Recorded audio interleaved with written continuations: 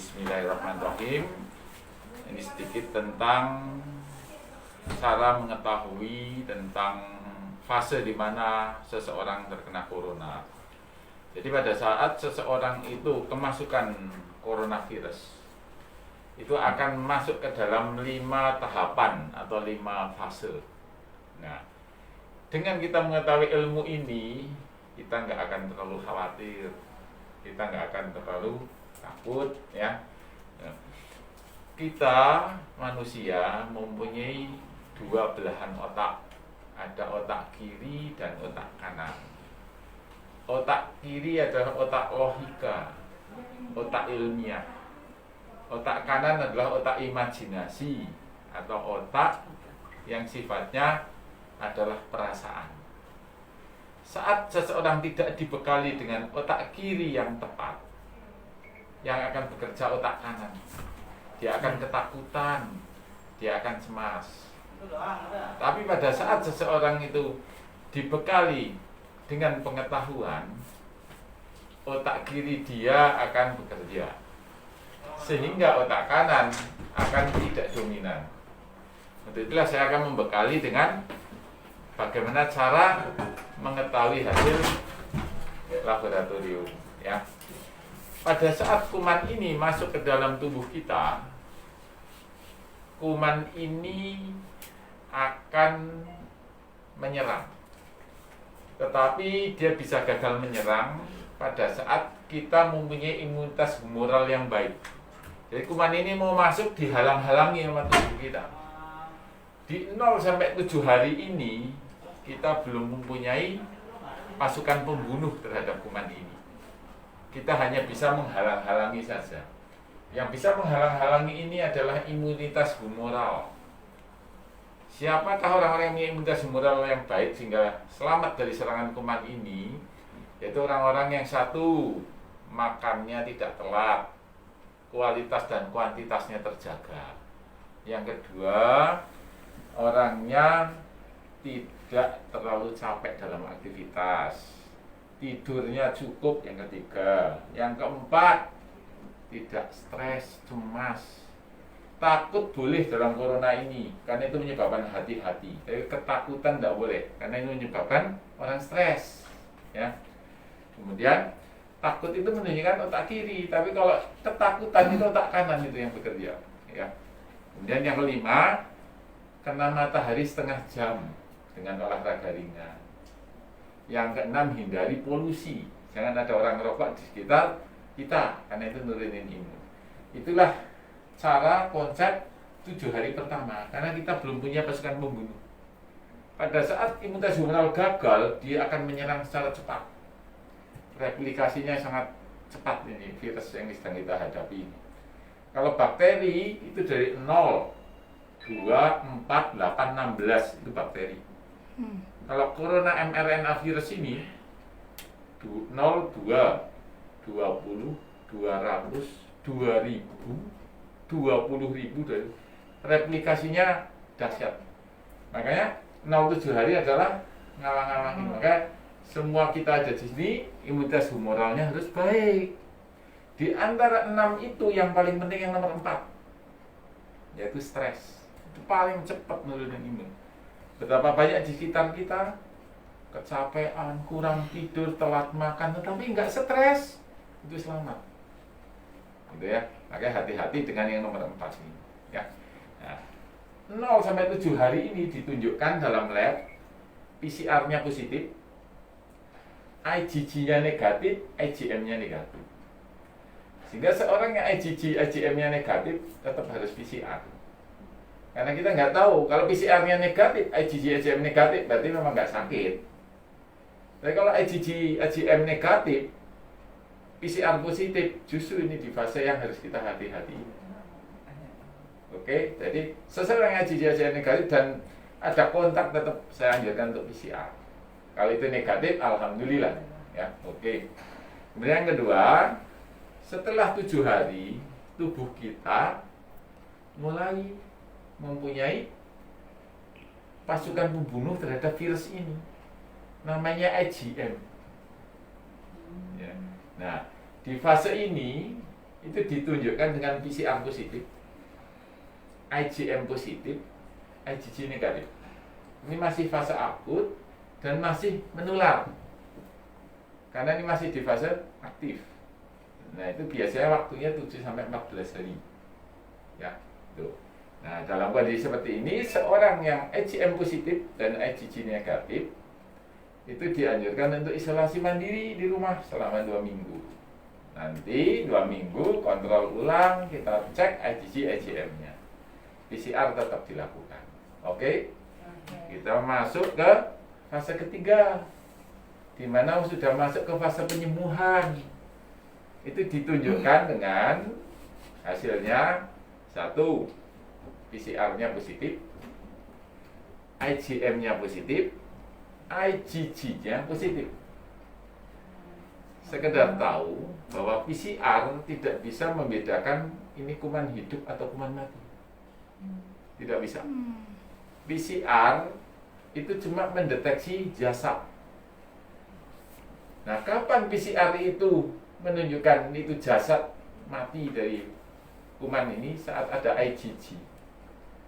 Jadi kalau IgG-nya positif, IgM positif, PCR positif, itu PCR yang menunjukkan jenazah kuman.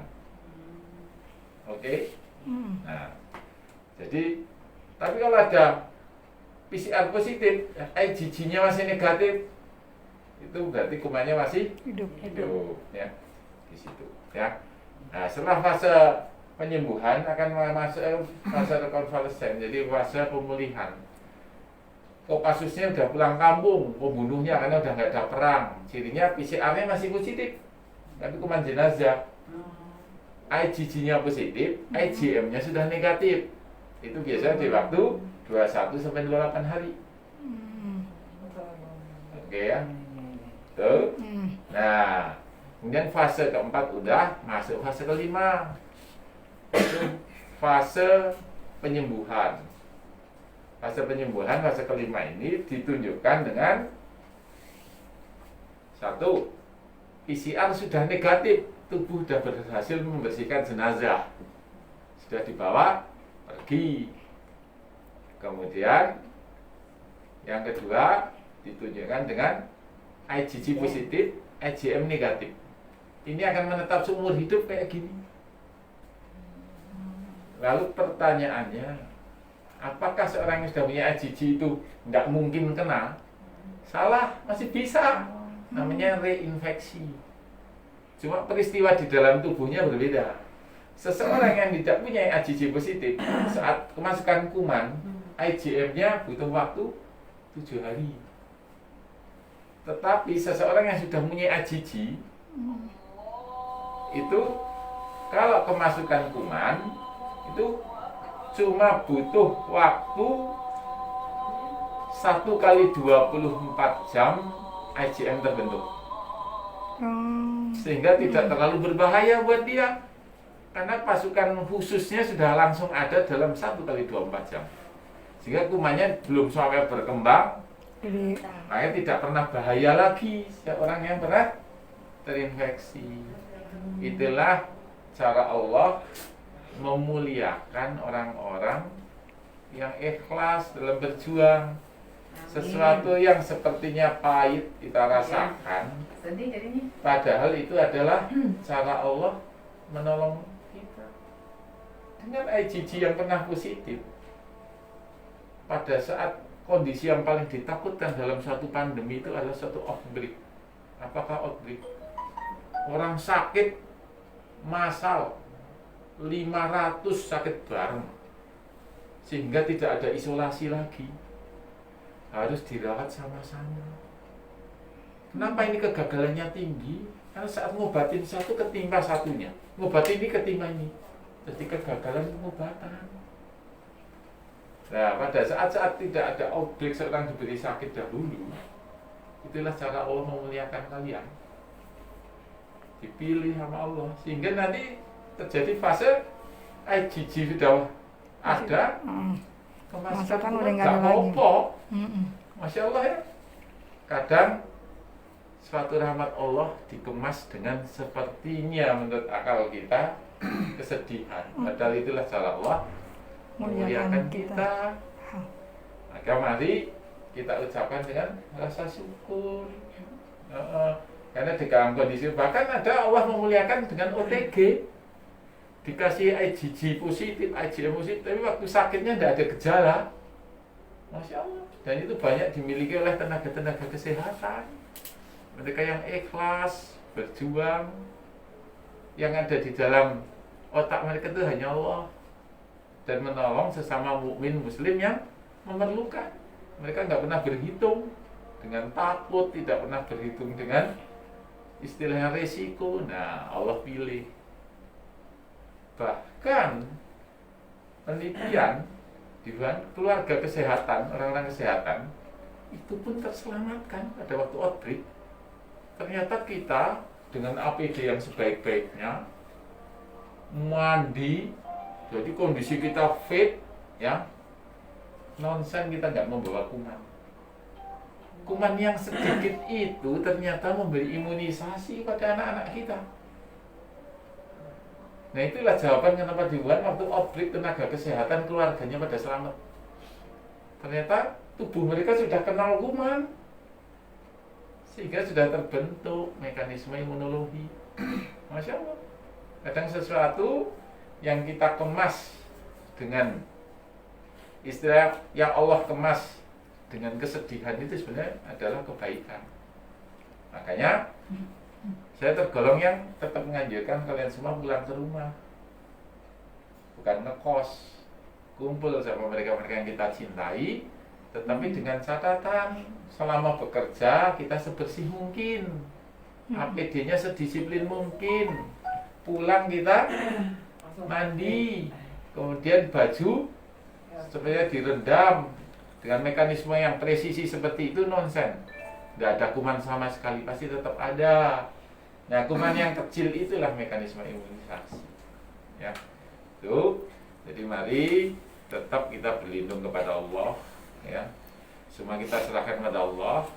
Kita adalah tentara-tentara Allah, agen-agen kebaikan. Yang penting satu, jaga niat.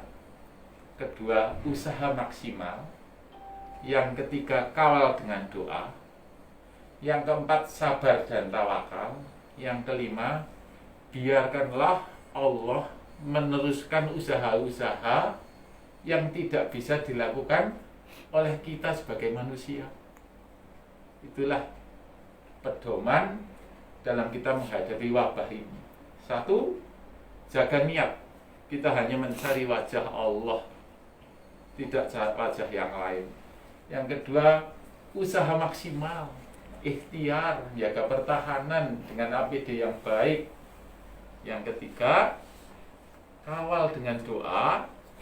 Yang keempat adalah sabar dan tawakal. Yang kelima, biarkanlah Allah meneruskan usaha-usaha yang tidak bisa dilakukan oleh kita sebagai manusia. Demikian yang sedikit, semoga bermanfaat. Yang benar datangnya dari Allah, yang salah dari saya yang dhaif dan dari setan. Saya tutup dengan doa kafaratul majlis. Subhanakallahumma wa bihamdik, asyhadu an la ilaha illa anta, astaghfiruka wa atubu ilaik. Assalamualaikum warahmatullahi wabarakatuh. Waalaikumsalam.